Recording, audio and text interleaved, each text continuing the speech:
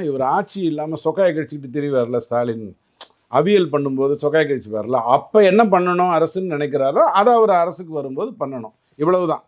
ஐயா, எல்லாரையும் அரசு பணியாளர்களாக நியமிக்கணும்னு நம்ம சொல்ல போகிறதில்ல. நியமித்தா செலவு அதிகமாகுது.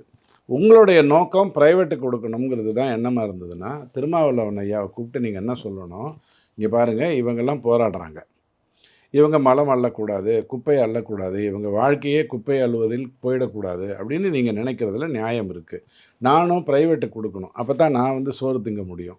நான் ப்ரைவேட்டுக்கு கொடுத்தா யார் வேலை செய்ய போகிறாங்க? அதே மக்கள் தான். அப்புறம் திருமாவளவன் ஐயாவுக்கு போய் என்ன புரிய வைக்கணும்னா, ரொம்ப கன்ஃபியூஸ் ஆகாதீங்க. எப்படியும் ஜனநாயகம் படம் வந்ததுக்கப்புறம் தான் நீங்கள் திமுகலேயே இருக்க போகிறீங்களா, இல்லை வேறு ஏதாவது கட்சிக்கு போக போகிறீங்களாங்கிற முடிவு எடுக்க போகிறீங்க.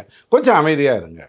மற்ற பிரச்சனைகள்லாம் பாருங்கள் தயவு செஞ்சு. சித்தூர் கும்மிடிப்பூண்டியை தாண்டி கொஞ்சம் போய் விசிகாவை வளர்க்குறதுக்கு பாருங்கள். இது அவருக்கு சொல்லணும். இவங்களுக்கு என்ன பண்ண, அரசில் இருக்கிறவங்களுக்கு என்ன சொல்லணும், ஐயா 2021க்கு முன்னாடி நீங்கள் நிறைய டயலாக்லாம் பேசுனீங்களே, அந்த டயலாக்லாம் ஞாபகம் வச்சுக்கிட்டு உங்கள் ஆட்சியை செய்யுங்க. ஸோ இதுதான் அதில் நடக்க வேண்டிய ஒரு விஷயம்.